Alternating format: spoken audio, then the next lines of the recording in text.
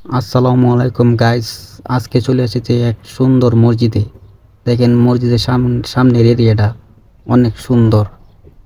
দেখেন মনে হইতাছে যে ফুলের বাগানের মতন সাজানো, এতটুকু সুন্দর। দেখতে থাকেন, আপনাদেরকে বলে বোঝানো যেত না, এতটুকু সুন্দর মসজিদটা।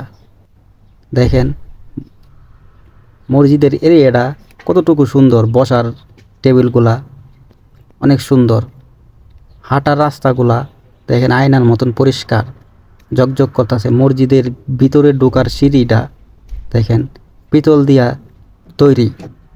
বারিন্দাটা অনেক সুন্দর, বারিন্দাটাও সুন্দর, কিন্তু ভিতরটা দেখেন যেমন জান্নাতের বাগানে আসছেন, এতটুকু সুন্দর। আসলেই বাহিরের মসজিদগুলা অনেক সুন্দর থাকে, এটা আমরা মানতে হবে।